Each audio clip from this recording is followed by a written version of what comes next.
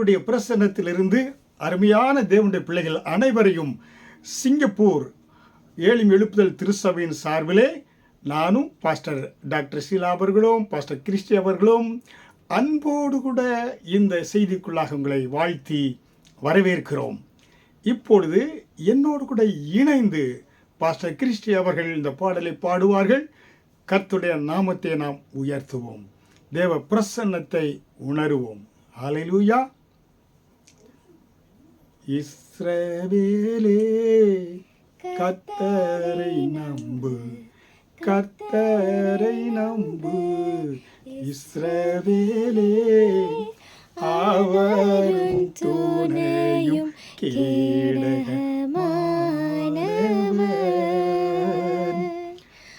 அவரும் துணையும் கேடகமானவர். புழுதியிலிருந்து தூக்கிடுவார், குப்பையிலிருந்து உயர்த்திடுவார். புழுதியிலிருந்து தூக்கிடுவார், குப்பையிலிருந்து உயர்த்திடுவார். பிரபுக்களோடும் ராஜாக்களோடும் உட்கார செய்பவர் உனக்கு உண்டு. பிரபுக்களோடும் ராஜாக்களோடும் உட்கார செய்பவர் உனக்கு உண்டு. இஸ்ரவேலே கர்த்தரை நம்பு, கர்த்தரை நம்பு. இஸ்ரவேலே அவரும் துணையும் கேடகமானவர். அக்கினி மீது நீ நடக்கும் போதும், ஆறுகளை நீ கடக்கும் போதும், அக்கினி மீது நீ நடக்கும் போதும், ஆறுகளை நீ கடக்கும் போதும், அக்கினி பற்றாது ஆறுகள் புரளாது. ஆண்டவர் உன்னோடு இருப்பதாலே அக்கினி பற்றாது ஆறுகள் புரளாது. ஆண்டவர் உன்னோடு இருப்பதாலே இஸ்ரவேலே கர்த்தரை நம்பு, கர்த்தரை நம்பு. இஸ்ரவேலே அவரும் துணையும் கேடகமானவர்,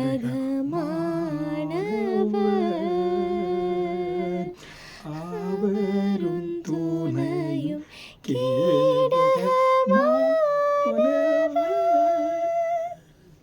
ஆமென். ஹல்லேலூயா.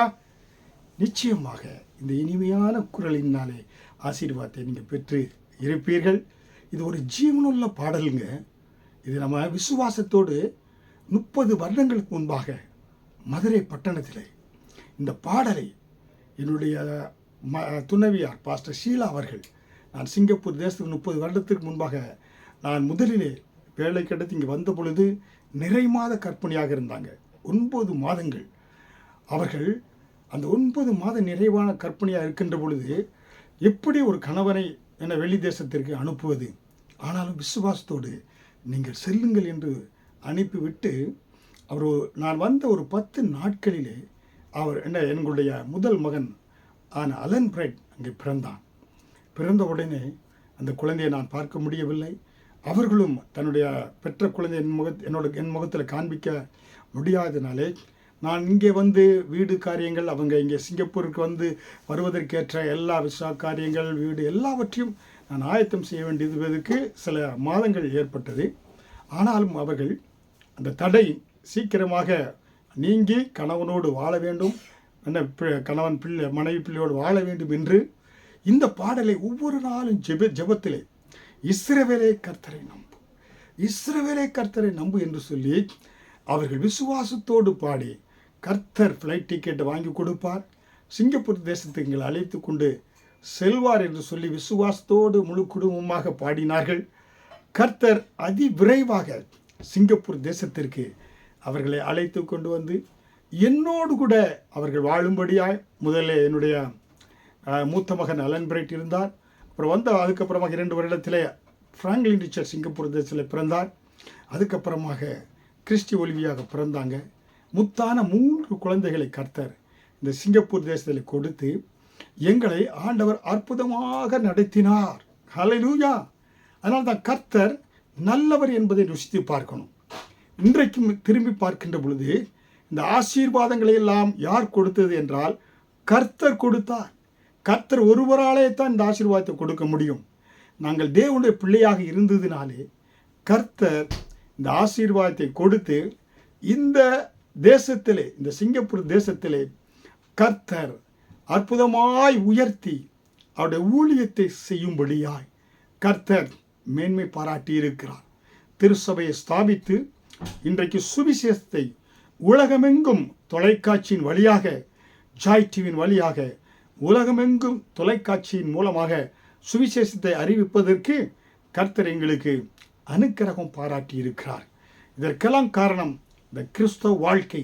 கிறிஸ்துவை நாங்கள் தெய்வமாய் கொண்டு வாழ்ந்து கொண்டு வருவதினாலே கர்த்தர் என்னை மட்டுமல்ல என் முழு குடும்பத்திலும் கர்த்தருடைய ஊழியத்தை செய்யும்படியால் இன்றைக்கு 10 பாஸ்டர்ஸ் எங்கள் குடும்பத்தில் தேவனுடைய ஊழியத்தை அற்புதமாய் செய்து கொண்டு வருகிறார்கள்.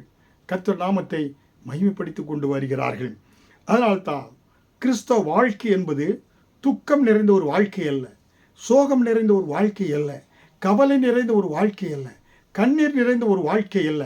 கிறிஸ்தவ வாழ்க்கை என்பது அது மகிழ்ச்சியும் சந்தோஷமும் அது நிறைவான ஒரு வாழ்க்கையாக இருக்கிறது. அதற்கு கர்த்தர் எங்கள் குடும்பத்தை ஒரு சாட்சியாக இன்றைக்கு ஆண்டவர் வைத்திருக்கிறார். ஒருவேளை துக்கத்தோடு நீங்கள் கடந்து சென்று இருக்கிறீர்களா? கடந்து கொண்டு வருகிறீர்களா? கண்ணீரின் வாழ்க்கை வாழ்ந்து கொண்டு வருகிறீர்களா? உங்கள் குடும்பத்திலே தோல்வியின் மேல் தோல்வியை சந்தித்து கொண்டு வருகிறீர்களா? உங்களுக்கு நாங்கள் இந்த வேளையிலே கிறிஸ்துவை அறிமுகப்படுத்துகிறோம். நான் எவ்வாறாக 40 வருடங்களுக்கு முன்பாக கிறிஸ்துவை அறிந்து கொண்டேனோ அந்த கிறிஸ்துவை இப்பொழுது உங்களுக்கு நான் அறிமுகப்படுத்துகிறேன். இயேசு கிறிஸ்துவை உங்கள் சொந்த இரட்சகராக ஏற்றுக்கொள்கின்ற பொழுது உங்கள் வாழ்க்கை ஒரு வெற்றியின் வாழ்க்கையாக, சந்தோஷத்தின் வாழ்க்கையாக, மகிழ்ச்சியின் வாழ்க்கையாக அவர் மாற்றி கொடுக்க முடியும். ஹல்லேலூயா! அதனால் தான் இயேசுவை ஏற்றுக்கொள்ளாதவர்களை செய்தி கேட்டுக்கொண்டிருந்தார். என்னோடு கூட இந்த ரட்சிப்பின் ஜெபத்தை செய்கின்ற பொழுது நீங்களும் இந்த கிறிஸ்தவ குடும்பத்துக்குள்ளே வர்றீங்க, இந்த கிறிஸ்தவ வாழ்க்கைக்குள்ளே வர்றீங்க. கர்த்தர் உங்களுக்கு இந்த மகிழ்ச்சியின் வாழ்க்கையை கொடுக்க மிகவும் ஆவலுள்ளவராக இருக்கிறார். என்னோடு சேர்ந்து இந்த ஜெபத்தை செய்யுங்கள். இயேசு கிறிஸ்துவே, இந்த பூமிக்கு நீர் மனுஷகுமாரனாக வந்தேன். பிதாவானவர் கிறிஸ்துவ இந்த பூமிக்கு அனுப்பி என்னுடைய பாவங்களுக்காக, என்னுடைய அக்கிரமங்களுக்காக, என்னுடைய நோய்களுக்காக இயேசு சிலுவையில் சுமந்து அவர் அடிக்கப்பட்டு அவர் மரித்து அடக்கம் செய்யப்பட்டு 3ஆம் நாள் உயிரோடு எழும்பி வந்தார் என்பதை விசுவாசிக்கிறேன். அவரே உலக இரட்சகர், என்னுடைய இரட்சகர் என்று நான் அறிக்கை இடுகிறேன் என்று சொல்கின்ற பொழுது கிறிஸ்துவின் குடும்பத்துக்குள்ளாக வந்துடுறீங்க. கிறிஸ்துவின் குடும்பம் ஒன்று உண்டு, மகிழ்ச்சி நிறைந்த ஒரு குடும்பம் ஒன்று. அது ஒரு பரலோக குடும்பத்தை போல அவருடைய பிள்ளையாக நீங்கள் மாறுறீங்க. கிறிஸ்தவ வாழ்க்கை என்பது வெற்றியின் வாழ்க்கை. உலகத்தில் போராட்டங்கள் இருக்கலாம், உலக சீற்றங்கள், இயற்கை சீற்றங்கள், நிலச்சரிவுகள் அநேகர் மறிக்கலாம், அநேக யுத்தங்கள் நடக்கலாம். அதை குறித்து நீங்கள் கவலைப்பட தேவையில்லை. காரணம், கர்த்தர் உங்களுக்கு பாதுகாப்பாய் நிழலாயிருக்கிறார். இந்த தேசத்திலே உங்களுக்கு ஒரு அடைக்கல பட்டணம் இருக்கிறது. அதுதான் இயேசு கிறிஸ்து என்பதை உங்களுக்கு அறிமுகப்படுத்துகிறேன். ஹல்லேலூயா! அதனால்தான் பார்த்தீங்கன்னாக்க 4000 வருடங்களுக்கு முன்பாக பார்த்தீர்கள் என்றால் இஸ்ரவேல் ஜனங்கள் எகிப்திலே அடிமைத்தனத்தில் இருந்தாங்க. அடிமைத்தனத்தில் இருந்த ஜனங்களை தேவன் அவர்களை விடுவித்து அவர்களை பாலும் தேனும் ஓடுகிற கானான் தேசத்துக்குள் அழைத்து கொண்டு வந்தார். இந்த கானான் தேசம் என்பது கிறிஸ்தவ ஜீவியத்திற்கு ஒரு அடையாளமாய் இருக்கிறது. ஹல்லேலூயா! எப்படியாக இஸ்ரவேலர்கள் அவர்கள் கானான் தேசத்திலிருந்து விடுதலை செய்யப்பட்டு அவர்கள் இஸ்ரவேல் தேசத்துக்குள்ளாக சுதந்திரமான ஒரு தேசத்துக்குள்ளாக பிரவேசித்தார்களோ அதே போல கிறிஸ்தவ ஜீவியம் பாவத்திலிருந்து, வியாதியிலிருந்து, மாந்திரிகத்திலிருந்து, கவலையிலிருந்து, கண்ணிலிருந்து என்னவென்று விடுதலையாகி ஒரு வெற்றுள்ள ஜீவியத்துக்குள்ள வரக்கூடிய ஒரு காரியம்தான் கிறிஸ்தவ ஜீவியம். 59 வருடங்களுக்கு முன்பாக எங்கள் சிங்கப்பூர் தேசம் அது விடுதலை, மலேசியாவிலிருந்து விடுதலை பெற்று அது ஒரு சுதந்திர நாடாக, ரிபப்ளிக் சிங்கப்பூராக மாறியது, விடுதலையின் தேசமாக. இன்றைக்கு சிங்கப்பூர் முழுவதும் அந்த சிங்கப்பூரினுடைய அந்த நேஷனல் டேயை, சுதந்திரம் பெற்ற தினத்தை கொண்டாடி கொண்டு வருகிறார்கள். ஹல்லேலூயா. அதனால்தான் இந்த சிகப்பு வெள்ளை அந்த எங்களுடைய தேசத்தினுடைய தேசிய கொடியின் அடையாளமாக அது இருக்கிறது. ஹல்லேலூயா. அதை நினைவு கூறும்படியாகத்தான் இன்றைக்கும் சிகப்பு வெள்ளையிலே நான் உடைத்து கொண்டு உங்களோடு நான் செய்தியை பகிர்ந்து கொண்டு வருகிறேன். இது ஒரு விடுதலை கொடுக்கக்கூடியதாக நினைவு கூறக்கூடியதாக இருக்கிறது. விடுதலை பெற்றுக்கொண்டது, சுதந்திரத்தை பெற்றுக்கொண்ட ஒரு நினைவு தினமாக இருக்கிறது என்பதை உங்களுக்கு தெரியப்படுத்திக் கொள்கிறேன். அதனால எகிப்தின் அடிமைத்தனத்தில் இருந்த இஸ்ரவேல் ஜனங்கள் விடுதலையை பெற்றுக்கொண்டு கர்த்தர் அவர்களை எப்படியாக அவர்களை 40 வருடம் வனாந்திரத்தில் நடத்தி பாலும் தேனும் ஓடுகிற இந்த கானான் தேசத்துக்குள் நடத்தி கொண்டு வந்தார் என்பதைத்தான் உபாகம் 8வது அதிகாரம் முழுவதும் பார்க்கலாம். உபாகம் 8வது அதிகாரத்தை ஒரு கிறிஸ்தவ ஜீவியத்திற்கு நாம் ஒப்பிட்டு சொல்லலாம். ஹல்லேலூயா. எப்படியாக பாருங்க, உபாகம் 8வது அதிகாரம் வசனம் 1 பழைய ஏற்பாட்டிலே 234 பக்கம் அந்த வேத புத்தகத்தை எடுத்தீர்கள் என்றால் 234வது பக்கத்திலே உபாகம் 8வது அதிகாரம் வசனம் 1 நீங்கள் பிழைத்து பெருகி கர்த்தர் உங்கள் பிதாக்களுக்கு ஆணையிட்டு கொடுத்த தேசத்திலே பிரவேசித்து அதை சுதந்திரிக்கும்படி நான் இன்று உங்களுக்கு விதிக்கிற எல்லா கட்டளைகளின்படியும் செய்ய சாபதனமாய் இருப்பீர்களாக. பாருங்க, இந்த உபாகம் 8வது அதிகாரம் வசனம் 1 4 காரியத்தை குறித்து கர்த்தர் சொல்கிறார். ஒன்று என்ன சொல்கிறார்? நீங்க பிழைத்து பாருங்க, உங்களுக்கு நான் ஜீவனை கொடுப்பேன், நீங்க அடிமைத்தனத்தில் மடிந்து போக மாட்டீங்க, நீங்க பிழைப்பீர்கள். 2வது, நீங்க பெருகுவீங்க, உங்களுக்கு நான் ஜீவனை கொடுத்து என்ன செய்வேன், நான் உங்களை பெருக்கத்தை கொடுப்பேன், நீங்க பலன் பெருகுவீங்க. 3வதாக, நான் ஆணையிட்டு கொடுத்த தேசத்தில் நீங்க பிரவேசிப்பீங்க.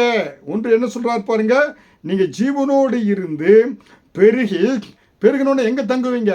நான் உங்களுக்கு ஒரு பாலும் தேனும் ஓடுகிற கானான் தேசத்தை வைத்திருக்கிறேன், அந்த தேசத்துக்குள்ளாக நீங்க பிரவேசிப்பீங்க. பிரவேசிப்பது மட்டுமல்ல, அந்த தேசத்தை நீங்க சுதந்திரித்துக் கொள்வீங்க.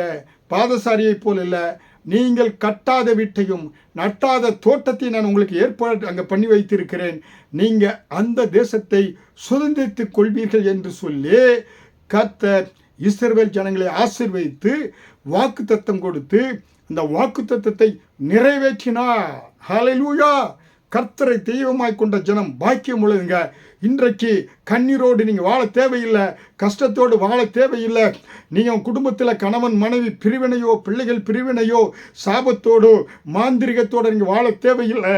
காரணம், நீங்கள் பிழைத்து பழகி பெருகி கர்த்தர் கொடுக்குற தேசத்தில் நீங்கள் என்ன செய்வீங்க? அங்கே நீங்கள் அந்த தேசத்தை சுதந்திரித்துக் கொள்ளக்கூடியவர்களாக மாறுவீங்க. ஹல்லேலூயா.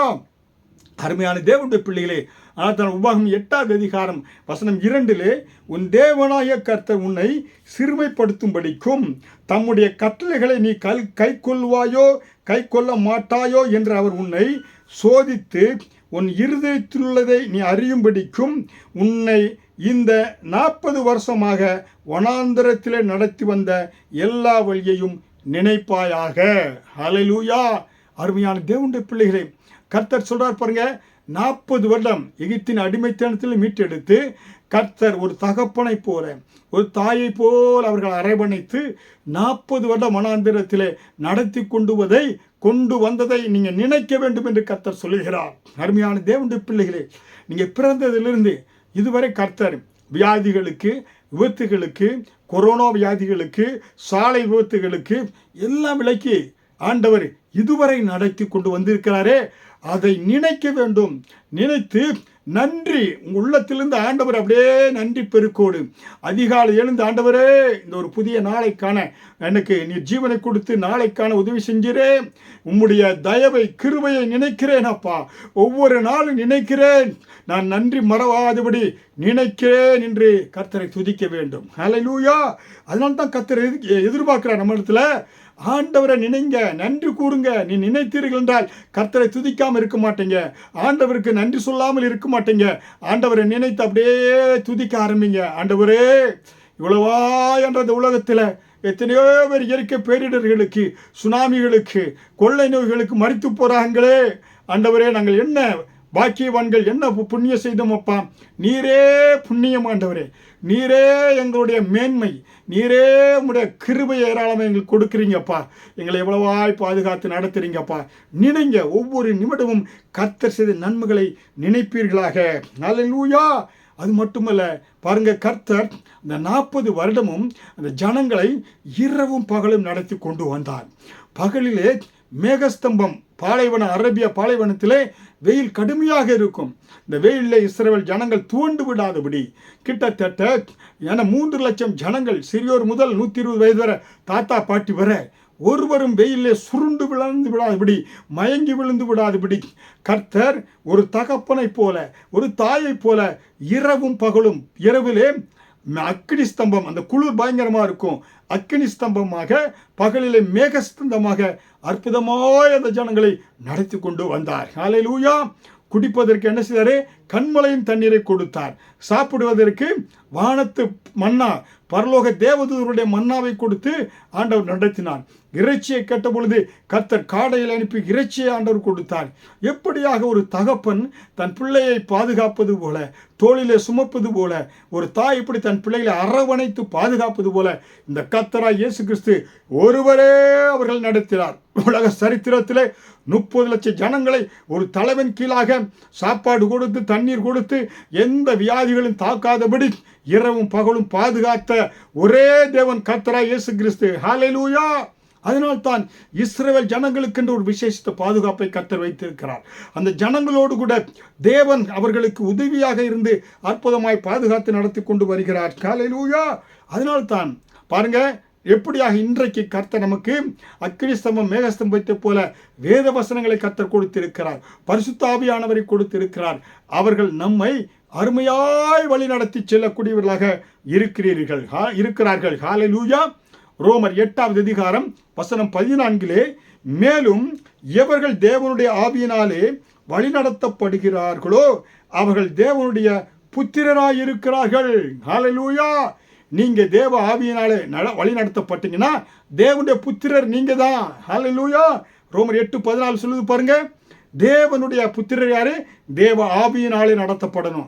மனுஷ ஆவியினால் இல்லை, மனுஷர்களுடைய ஆலோசனை அல்ல, பரிசுத்த ஆவியானவருடைய ஆலோசனையில் நடத்தப்படக்கூடியவர்கள் தான் தேவனுடைய புத்திரராயிருக்கிறார்கள்.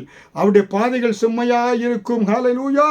உங்கள் வாழ்க்கை சிறப்பாக இருக்க வேண்டும் என்றால், உங்கள் பாதை செம்மையாக நடத்தப்பட வேண்டும் என்றால், நீங்கள் தேவ ஆவியினாலே நடத்தப்பட வேண்டும். கர்த்தருடைய ஆலோசனை, அதிகாலை எழுந்து அவருடைய ஆலோசனை கேட்டு நீங்கள் நடத்துகின்ற பொழுதுதான் உங்கள் வாழ்க்கை ஆசீர்வாதமான வாழ்க்கையாக இருக்கும். ஹல்லேலூயா. கிறிஸ்தவ ஜீவியத்தினுடைய அஸ்திபாரமே அதாங்க, தேவ ஆவியினாலே நடத்தப்பட வேண்டும். ஹல்லேலூயா. இரண்டாவதாக பாருங்க, ஒன்று தேவனை நினைத்து தேவ ஆவியினாலே நடத்தப்பட வேண்டும் கிறிஸ்தவ ஜீவியம். இரண்டாவதாக இந்த கிறிஸ்தவ ஜீவியத்திலே நம்முடைய வாழ்க்கையானது தேவனுக்கு முன்பாக நம்மை தாழ்த்த வேண்டும். ஹல்லேலூயா. தாழ்த்துவது என்பது பார்த்தீங்கன்னா அவமானம் அல்ல, கர்த்தருடைய வார்த்தைகளுக்கு கீழ்ப்படிது, தேவனுக்கு கீழ்ப்படிந்து. மேல்படிக்கு முதல் படி என்ன? கீழ்ப்படி. இந்த முதல் படியில் கீழ்ப்படிந்து அதில் கால் வைச்சா தான் மேல்படி, உயர்ந்த படிக்கு நீங்கள் போக முடியும். உங்கள் வாழ்க்கையிலே தேவனுக்கு கீழ்ப்படியக்கூடியவர்களாக நீங்கள் இருக்க வேண்டும். ஹல்லேலூயா.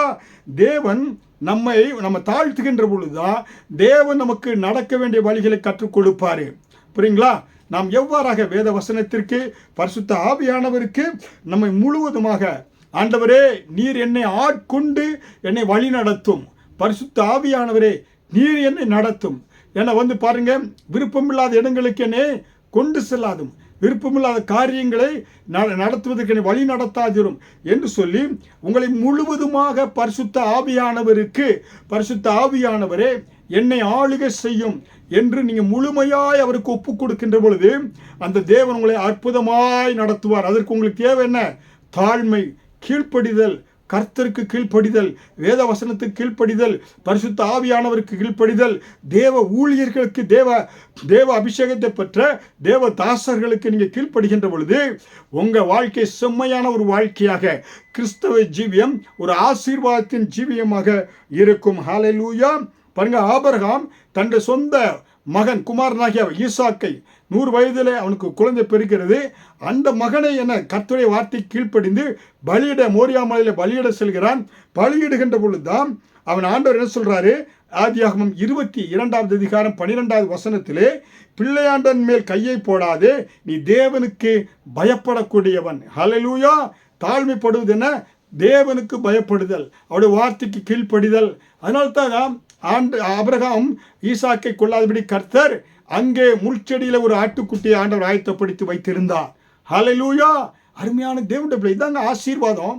தேவனுடைய வார்த்தைக்கு கீழ்ப்படிவது, தேவனுக்கு நம்மை முழுவதுமாய் ஆட்கொள்ளும்படியாய், ஆண்டவரே என்னுடைய சிந்தனைகள், என்னுடைய எண்ணங்கள், என்னுடைய கண்கள், என் கால்கள், என் வாய்கள் எல்லாவற்றையும் நீர் ஆளுகை செய்யும். உமக்கு பிரியமானதை செய்ய எனக்கு கற்றுத்தாரும். அருமையாய் தந்தை ஃபாதர் பெர்க்மான்ஸ் பாடியிருக்கிறாருங்க. இன்றைக்கு அவருக்கு 75வது பிறந்த நாளை உலகம் முழுவதும் கொண்டாடி கொண்டு இருக்கிறார்கள். எப்படி? உமக்கு பிரியமானதை செய்ய எனக்கு கற்றுத்தாரும் ஆண்டவரே என்று சொல்கிறார். ஏன்னா பாருங்க, பிரியமில்லாத இடத்திற்கு நம்ம செல்ல தேவையில்லை. கர்த்தர் நாமத்தை மகிமைப்படுத்தக்கூடிய காரியங்களை நம்ம செய்ய வேண்டும். ஹல்லேலூயா. அங்கே பார்க்கிறோம் 1 சாமுவேல் 15வது அதிகாரம் வசனம் 22லே, பலியை பார்க்கிலும் கீழ்ப்படிதலும் ஆட்டுக்கடாக்களின் இனத்தை பார்க்கிலும் செவி கொடுத்துதல் உத்தமம். பாருங்க, பலி கர்த்தர் வார்த்தைக்கு கீழ்ப்படியாமல் பலி செலுத்துறதுனால ஏன்னா உங்க பிரயோஜனம் கிடையாது. பலியை பார்க்கிலும் கீழ்ப்படிதல் தான் மிக மிக முக்கியம் என்று ஆண்டவர் சொல்கிறார். அருமையான தேவனுடைய பிள்ளைகளே, உங்கள் வாழ்க்கைக்கு முன்னேறுவதற்கான வழிகளை நான் கற்றுக் கொடுத்து கொண்டு வருகிறேன். தேவனுடைய கிருபையினாலே சிங்கப்பூரில் ஒரு சில கூட்டத்திற்கு சுவிசேஷம் அறிவித்து கொண்டு வந்தோம். இன்றைக்கு உலகம் முழுவதும் தொலைக்காட்சியின் மூலமாக, ஜாய் டிவியின் மூலமாக உலகமெங்கும் சுவிசேஷத்தை அறிவிக்கும்படியாக கர்த்தர் அனுக்கிரகம் பாராட்டி இருக்கிறார். அதிலே விசேஷமாக உங்கள் வாழ்க்கைக்கு வெற்றிக்கான வாழ்க்கை குறித்து படிகளை, வெற்றிக்கான ரகசியங்களை குறித்து நான் உங்களுக்கு கற்றுக் கொடுத்து வருகிறேன். ஹல்லேலூயா. என்ன செய்யணும்? தேவனை நீங்கள் என்ன செய்யணும்? முதலாவது தேவனை தான் நினைக்கணும். அவர் தான் உங்களுடைய கர்த்தர், தகப்பன். ஹல்லேலூயா. இரண்டாவதாக உங்களுக்கு தேவனுடைய வார்த்தைக்கு உங்களை என்ன செய்யணும்? சப்மிஷன் பண்ணணும், உங்களை கீழ்ப்படுத்தணும். அதை ஆளுகை செய்யுங்க ஆண்டவரே நீங்கள் என்று சொல்லி உங்கள் அங்கங்களை எல்லாம் கர்த்தருடைய ஆளுகைக்கு ஒப்பு கொடுக்க வேண்டும். பலியை பார்க்கிலும் கீழ்ப்படிதலே உத்தமம் என்று 1 சாமுவேல் 15:22 நாம் பார்த்தோம். ஹல்லேலூயா. அப்போ தேவனுக்கும் தேவ ஆவியானவருக்கும் தேவனுடைய வார்த்தைகளுக்கும் கர்த்தரால் அபிஷேகம் பண்ணப்பட்ட தேவ ஊழியர்களுக்கு நம்ம கீழ்ப்படிய வேண்டும்.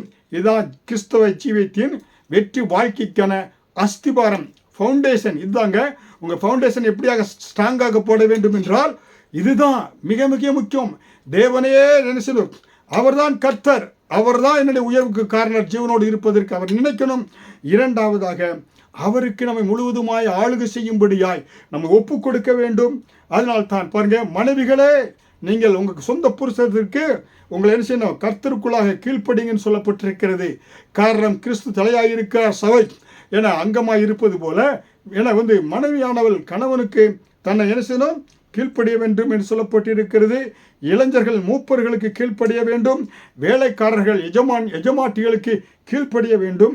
இதுதான் கிறிஸ்தவ வாழ்க்கையின் ஆசீர்வாதத்தின் திறவுகோலாயிருக்கிறது. ஹல்லேலூயா.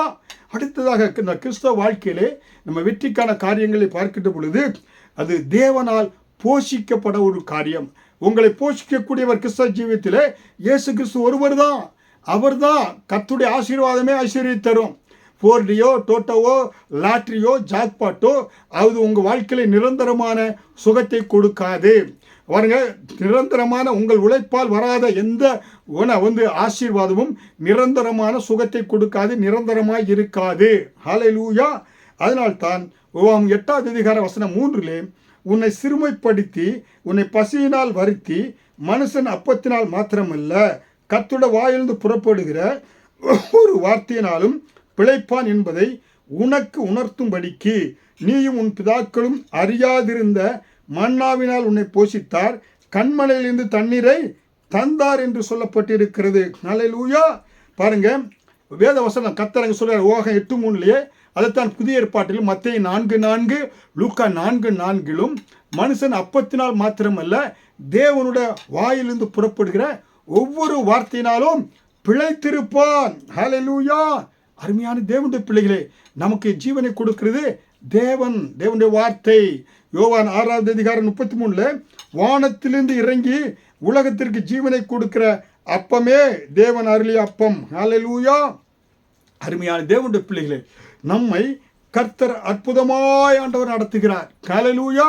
அவர் வார்த்தையினால் ஆண்டவர் நடத்துகிறார். ஹல்லேலூயா.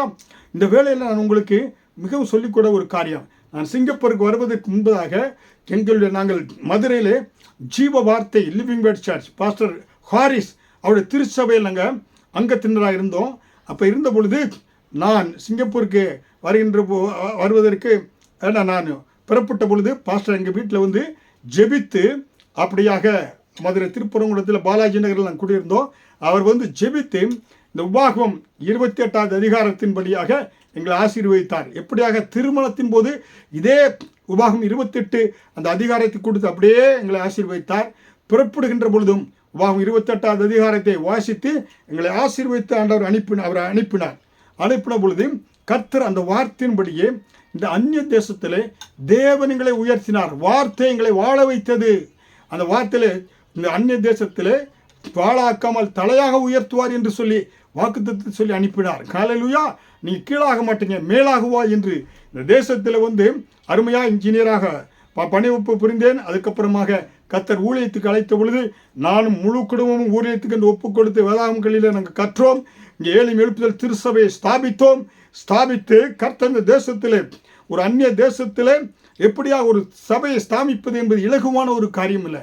கர்த்தர் வாக்கு தத்தத்தை கொடுத்து ஆண்டவர் அனுப்பினார். அந்த வாக்கு தத்தம் எங்களை வாழாக்காமல் தலையாக உயர்த்தி இன்றைக்கு உலகம் முழுவதும் சுவிசேஷத்தை அறிவிக்கும்படியாய் கர்த்தர் பாராட்டி இருக்கிறார். காரணம், எங்களுடைய ஆசீர்வாதம் கர்த்தருடைய வார்த்தையிலிருந்து வந்தது என்று நாங்கள் விசுவாசித்து இன்றைக்கு அருமையாய் 3 பிள்ளைகளையும் கொடுத்து கர்த்தர் 3 பிள்ளைகளும் ஊழியத்திலே ஜொலிக்கும்படியாய் கர்த்தருக்காய் இந்த சிங்கப்பூர் தேசத்தில் அநேக வாலிபர்களை பார்க்கிறோம். உலக சிற்றிமைகளுக்கு முன்னாக போய் கொண்டிருக்கிற பொழுது எங்களுடைய பிள்ளைகளை அற்புதமாய் கர்த்தர் அருமையாய் நடத்தினார். ஹல்லேலூயா. அதனால தான் செய்தியை கேட்டுக்கொண்டிருக்கிற பிள்ளைகளுக்கு ஒன்று சொல்கிறேன். சிங்கக்குட்டிகள், அதாவது சங்கீதம் 34வது அதிகாரம் வசனம் 8 பாருங்க. இந்த வசனத்தை இந்த செய்தியை ஆயத்தப்படுத்தி கொண்டிருக்கின்ற பொழுது பாஸ்டர் கிறிஸ்டியாவை அப்பா இந்த வசனத்தை எடுத்து சொல்லுங்கன்னு சொன்னாங்க. சங்கீதம் 34:8 சிங்கக்குட்டிகள் தாழ்ச்சி அடைந்து பட்டினியாயிருக்கும், கர்த்தரை தேடுகிறவர்களுக்கோ ஒரு நன்மையும் குறைவுபடாது. ஹல்லேலூயா. இதற்கு நாங்கள் சாட்சியாக இருக்கிறோம். இந்த சாட்சி உங்களுக்கு ஒரு உண்மையாய் நடந்த சம்பவத்தை உங்களுக்கு நான் சொல்ல விரும்புகிறேன். ஜெர்மனி தேசத்தில் ஒரு தாய் 10 பிள்ளைகள்.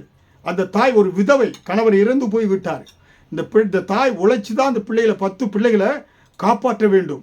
எப்படியாக 40-50 வருடங்களுக்கு முன்பாக என்னுடைய தாயாருக்கு 7 பிள்ளைகள், என் தாயும் தகப்பனாக இருக்கும் 7 பிள்ளைகளை அந்த கேரளாவிலே மூணாரிலே அந்த வந்து தேயிலை தோட்டத்தில் அவர்கள் கஷ்டப்பட்டு உழைத்து 7 பிள்ளைகளையும் படிக்க என அவர்களை காப்பாற்றுவது ரொம்ப சிரமமாக இருந்தது. கஷ்டப்பட்டு ஏன்னா வந்து அவங்க அப்படியாக பிள்ளைகளை பராமரிப்பதற்காக அவர்கள் சாப்பிடாதபடி எங்களுக்கு அநேக நாட்களில் கூட அந்த கேபேஜ் தான் எங்கள் தோட்டத்தில் போட்டிருப்போம். அந்த கேபேஜ் தான் முட்டைக்கோஸ் தான் எங்களுக்கு உணவாக இருந்தது. புரியுங்களா? அப்படி கஷ்டப்பட்டு வளர்த்தார்கள். அப்புறம் சில நாட்களிலே கர்த்தர் அந்த கஷ்டங்களை எல்லாம் ஆண்டவர் மாற்றி என குடும்பத்தை மேன்மையாக உயர்த்தி ஆண்டவர் ஆசீர்வதித்து உயர்த்தினார். இங்கே இந்த ஜெர்மனி தேசத்தில் 10 பிள்ளைகளோட விதவை தாயார். அவங்க என்ன சொன்ன, ஒரு நாள் வீட்டில் வேலை செய்யும்போது ஏன்னா ஒரு ஏணியில் ஏறி வீட்டுடைய மேலே அந்த சீலிங் மற்ற அந்த அவங்களுடைய கப்பட்டில் சில இது அடுக்கும்போது ஏணியிலிருந்து வழி கீழே விழுந்துட்டாங்க. இந்த தாயார் வேலை செஞ்சு தான் அந்த பிள்ளை 10 பேர்களை காப்பாற்ற வேண்டும். அவர்களிடத்தில் இருந்த அந்த சின்ன சேமிப்பு 3 நாள்களுக்கு அந்த சாப்பாடு பிள்ளைகள் கொடுப்பதற்கு ஏதுவாக இருந்தது. 3 நாட்கள் கொடுத்தப்புறம் சாப்பாடு கொடுத்ததுக்கு அப்புறமாக இவங்க வேலைக்கு செல்ல முடியல, கீழே விழுந்து கால் ஒடிந்து விட்டது. அப்பொழுது அந்த தாயார் என்ன பிள்ளைகள்லாம் அம்மாட்ட அம்மா சாப்பாடு வேணும், சாப்பாடு கேட்கின்ற பொழுது இந்த தாயார் விசுவாசியாக இருந்ததுனாலே பிள்ளைகளிடத்தில் போய் அந்த பைபிளை எடுத்துகிட்டு வாங்க என்று சொல்லி அம்மா சொல்லி அந்த பைபிளை எடுத்து வர சொன்னாங்க. எடுத்துகிட்டு வந்து 1 ராஜாக்கள் 17வது அதிகாரம் வசனம் 6 1 ராஜாக்கள் 17வது அதிகாரம் வசனம் 6 அதை எடுத்து பிள்ளையை படிக்க சொன்னாங்க. மூத்த பிள்ளையை படிக்க சொல்கின்ற பொழுது, எலியாவை போஷிக்க காகத்தை கர்த்தர் அனுப்பினார் என்று அந்த வசனம் வருகிற அந்த வசனத்தில் 1 ராஜாக்கள் 17:6. அப்பொழுது அந்த அம்மா சொன்னாங்க பிள்ளைகளுக்கு, உங்களை போஷிக்க தேவன் காகத்தை அனுப்புவார் என்று சொல்லி அந்த பிள்ளைகள் 10 பிள்ளைகளுக்கு ஆறுதல் சொல்லி அந்த பிள்ளைகளை என்னை தூங்க சொல்லி இரவில் தூங்க சொல்லி அனுப்பிட்டாங்க. தூங்க சொல்லி அனுப்பும்போது அந்த பிள்ளைகள் அப்படியாக என்ன பசியோடு போனாங்க. அதில் அந்த கடைசி பிள்ளை 6 வயது பையன் மட்டும் என்ன செய்யறாங்க, வீட்டில் அவங்க ஏன்னா மே வீட்டில் குடியிருந்ததுனால அவன் போய் பால்கனியில் இருக்கக்கூடிய அந்த ஜன்னலை போய் அந்த இரவு வேளையில் ஜன்னலை திறக்கிறான். ஜன்னலை ஏன் திறக்கிறான்னா பாருங்கள், ஜன்னலை திறக்கின்ற பொழுது அந்த தெருவில் ஒரு மூத்தவர் அப்பொழுது அந்த வீட்டை கிராஸ் பண்ணுறாரு. அவர் பார்க்குறாரு, இந்த இரவில் பனி பெய்ய நேரத்தில் இந்த குளிரில் யாரோ ஜன்னல் திறக்கிறான்னு பார்க்கும்போது ஒரு பையன் அவன்கிட்ட, டே தம்பி என்னப்பா நீ இன்னும் இந்த இரவில் குளிர் கதவை ஜன்னல் திறக்கிற என்று கேட்ட பொழுது, ஜன்னலை திறந்தாத்தானே காக்கா வீட்டுக்குள்ளே வரும், காக்கா ஆகாரத்தை கொண்டு வரும், எலியாவுக்கு ஆகாரத்தை கொண்டு வந்த காக்கா எங்களுக்கும் அந்த அம்மா விசுவாசத்தோடு அந்த வார்த்தையை சொன்னாங்க, விசுவாசிக்கிறேன் எங்களுக்கு ஆகாரம் கொண்டு வரும் என்று அந்த முதியவரிடத்தை சொன்னான். நாங்கள் பட்டினியாக இருக்கிறோம், ஏன்னா கஷ்டத்தோடு நாங்கள் இருக்கிறோம் என்று சொன்ன பொழுது அந்த வார்த்தை அந்த முதியவர் கேட்ட உடனே, அந்த முதியவர் யார் என்றால் அந்த முதியவர் அந்த நகரத்தினுடைய மேயர். புரியுங்களா? அந்த மேயர் என்ன பண்ணார்னா, இதை கேட்ட உடனே அதை ஓடி வந்து அந்த பையன் கேட்டுட்டு உடனே ஓடி தன்னுடைய வேலைக்காரர்களுக்கு உடனடியாக கட்டளை கொடுத்து பெரிய லாரியில் அந்த வீட்டுக்கு தேவையான அனைத்து உணவுகளையும், எப்படியாக என் பட்டணத்து என் ஜனங்கள் என் மக்கள் பட்டினியாக கிடப்பது என்று அறிந்து அந்த வீட்டிற்கு தேவையான ஒரு லாரி முழுவதும் உணவு பண்டலங்கள் தேவைக்கே வீட்டுக்கு தேவையான அனைத்து ஜாமான்களை கொண்டு வந்து வீட்டில் அந்த ஏழையில் இறக்கி விட்டாராம். காரணம், விசுவாசத்தோடு எலியாவை போஷித்த தேவன் எங்களை போஷிப்பார் என்று சொன்ன பொழுது அந்த மேயர் அந்த குடும்பத்திற்கு தேவையான எல்லாவற்றையும் கொண்டு வந்தார். ஆனால் அதை காட்டிலும் மேயரை காட்டிலும் மேலே இருக்கிற நம்ம சர்வ வல்லமையுள்ள தேவன் இன்றைக்கு செய்தியை கேட்டுக்கொண்டிருக்க அருமையான தேவனுடைய பிள்ளையே, நீ எந்த குறைவோடும் இருக்க தேவையில்லை. உன்னை நோக்கி ஆசீர்வாதங்கள் கடந்து வருகிறது. ஹல்லேலூயா! நன்மையான எந்த ஈவும் பூரணமான எந்த வரமும் ஜோதிகளின் பிதாவினிடத்திலிருந்து இறங்கி வருகிறது என்று யாக்கோபு 1ஆம் அதிகாரத்தில் பார்க்கிறோமே. அந்த ஆசீர்வாதம் இப்பொழுது உன்னுடைய வீட்டை நோக்கி ஓடிக்கொண்டு வருகிறது, உன்னை தேடிக்கொண்டு வருகிறது. காரணம், உன் ஆசீர்வாதத்தின் ஊற்றுக்காரர் இயேசு கிறிஸ்து. ஹல்லேலூயா! உன்னை போஷிப்பவர் இயேசு கிறிஸ்து, உன்னை காப்பவர் இயேசு கிறிஸ்து, உன்னை எல்லா தீங்குக்கும் விலைக்கு பாதுகாக்கக்கூடியவர் இயேசு கிறிஸ்து. ஹல்லேலூயா!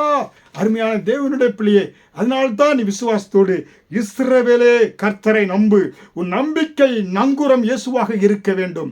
ஹல்லேலூயா! ஹல்லேலூயா! அன்றைக்கு எலியாவுக்கு காகங்களை கொண்டு போஷித்தவர் இந்த ஜெர்மன் தேசம் அந்த சிறு அந்த பையனுடைய அந்த அந்த அவங்க விசுவாசத்தை பார்த்து அந்த மேயரே பெரிய லாரியை கொண்டு வந்து எல்லா தேவைகளையும் சந்தித்தவர். இன்றைக்கு கர்த்தர் உன்னுடைய நீ எதிர்பார்க்காத இடத்திலிருந்து உனக்கு ஆசீர்வாதங்களை கொண்டு வந்து கொடுத்து ஆண்டவர் உன்னுடைய வாழ்க்கையை நிரப்பக்கூடியவராக இருக்கிறார். ஹல்லேலூயா!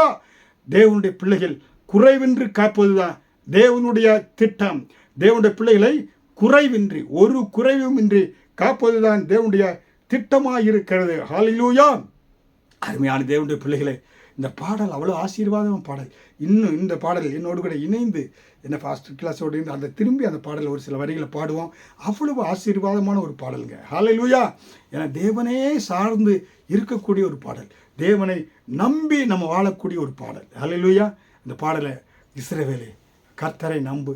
உங்களுக்கு இன்னும் செய்திகளை நிறைய இன்றைக்கி இந்த தொடரில் செய்தி நான் பகிர்ந்து கொள்ள வேண்டும். ஆனாலும் இந்த பாடலை பாடி ஆசீர்வாதத்தை நான் பெற்றுக்கொண்ட நீங்களும் இந்த பாடலை கூட பாடி ஆசீர்வாதத்தை பெற்றுக்கொள்ளலாம். ஹல்லேலூயா!